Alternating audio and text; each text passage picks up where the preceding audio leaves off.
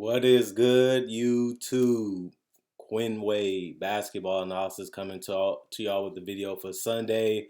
We're gonna talk about Jimmy Rickety Tickety Butler grinding and giving his body and his teammates hope that they can still win this series. And this is what we all been saying.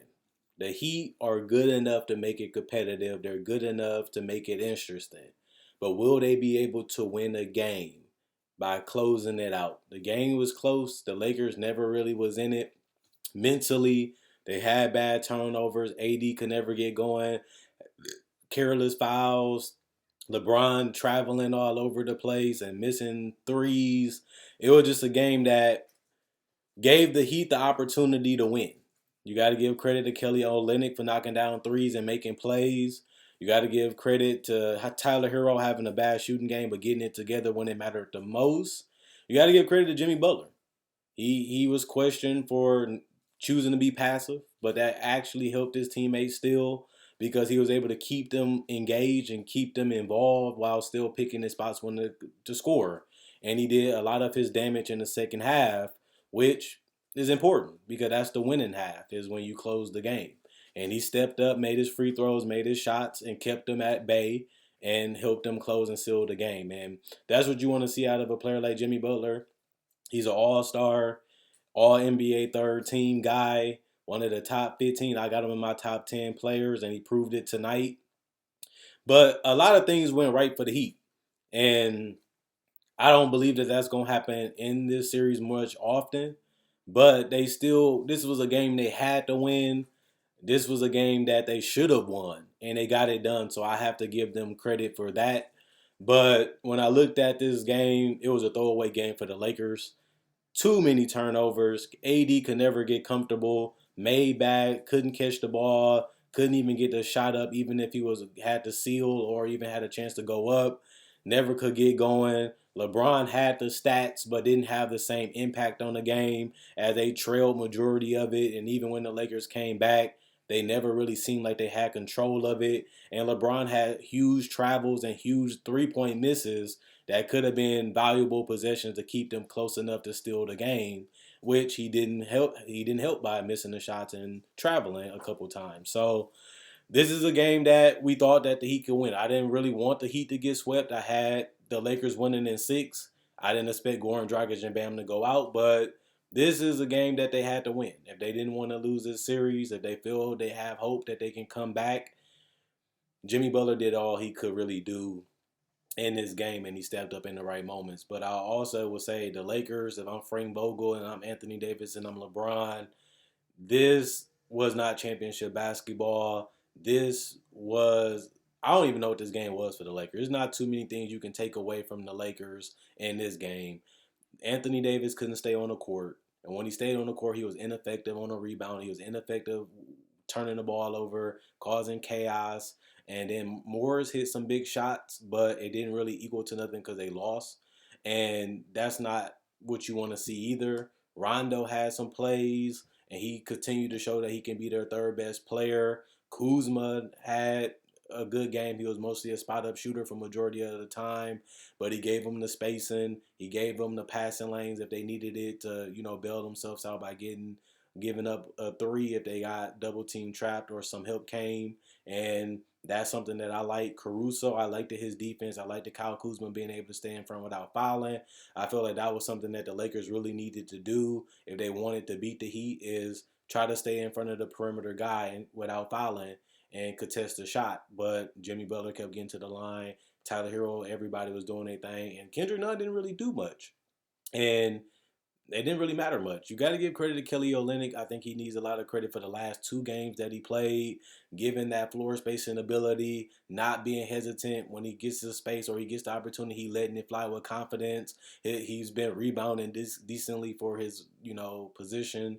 And I like the fact that he is a guy that's under control. He's not doing nothing. He's not doing too much. He's just picking his spot, staying open, finding space, giving space, and knocking down shots when it need to be made. And, that's something that I wanted to see Duncan Robinson do. Duncan Robinson hit a three that pretty much made sure the casket was shut. And I think he still needs to be more effective. They're going to beat the Lakers at their best. He still has to run. He still has to move. And he has to knock down shots. He can't keep shooting threes for a foul. You shoot the three because you feel like and you know you can make it. You got to have the confidence once you come off that screen or you catch that ball. You're trying to make the three. Stop worrying so much about getting fouls. Stop worrying so much about falling. Try to make the three. You don't want a three. You want the three in the foul. You get both. You don't do one or the other. You know what I'm saying? And that's one thing that I seen a lot in this game. A lot of missed calls, a lot of missed fouls. But at the end of the day, you have to give credit to the Heat for pulling it out. And, Jimmy Butler had the game that he needed to have. You go down 3-0, you know you're not winning for a straight. You make it 2-1, you make it competitive. We don't know what's going to happen with Bam. They said he was a little bit closer. He felt like he was going to play. And now you get the break, which is the next day, and then you play again Tuesday. So we'll see if he's be reevaluated. We'll see if he's going to be able to play, how many minutes he's going to be played. Is he going to be rusty? But they just need him to be able to rebound, facilitate, and set good screens to get guys open shots so they don't have to work as hard. Plus, it puts less pressure on a bench to be able to step up because they are role players, and Bam is an all-star. So what I would say is I like the Heat fight. I like the fact that even though the Lakers came back and even though the Lakers did tie it and take the lead, they stayed playing their brand of basketball. They stayed running their offense. They stayed trusting each other. They stayed playing together and they stayed communicating on the defensive end. I don't think this was the greatest just because the turnovers. I feel like a lot of the Lakers turnover was careless. A lot of it they wasn't paying attention. They was passing the ball even when they was open. They wasn't hitting the targets and a lot of the passes was off. They airballed a lot of threes, and that shows you how off they was today. But you have to take advantage of this. Whoever wins 4 games wins the series, and the Heat had an opportunity to blow it. They had an opportunity to squander. They had an opportunity to hide in the cave, but they went out there and kept fighting and stayed the course of the game, and they found a way to get one. And I'm happy for them. This is what you want to see if you're a Heat fan and this is something that's going to be interesting to watch as we get ready to go into game 4. So all I got to say is I'm impressed right now. I'm disappointed with the Lakers because they didn't play well at all from the start and in the finish. And LeBron and AD, they are the best duo in the NBA. They have proved that all season. That's why they're in the final. That's why they have a 2-1 lead. But they did not play like superstars tonight. And that can't happen. And that's not really good even for the Heat. Like AD had a terrible game. And they literally still had chances to win and pretty much steal this game. And that might not happen again in this series when AD and LeBron both not mentally into the game. But you got to take them when you can. A win matters, and you got one. Now you have an opportunity to at least have a chance to tie it 2-2, and then it's a who's can win it. Whoever wants it more, whoever comes to play, whoever has the better game can easily win this series still, as both of these teams are defensive minded. Both of these teams can switch everything, and both of these teams play hard. And if the Heat are knocking down their spot of threes, if Jimmy Butler is aggressive, they have no answer. Nobody can guard him. He's basically doing whatever he wants to do all 3 games to me. And if he continues to be aggressive and he continues to find his teammates, keeping them involved while still picking and choosing when he needs to score, they're going to be tough to beat when it comes to finishing the series. It still might be over in 5. It still might be over in 6 for the Lakers, but Jimmy Butler he's a grinder. He's gritty, and these are the type of W's that he can help you get, and they was able to achieve that. So let me know who you guys think. Do you think the Lakers are in trouble? Do you think they found out something that can really work against the Lakers? Do you think the Lakers just gave it away? They didn't come to play, and they really mentally wasn't locked in and focused throughout the whole game? Or do you just give credit to the Heat?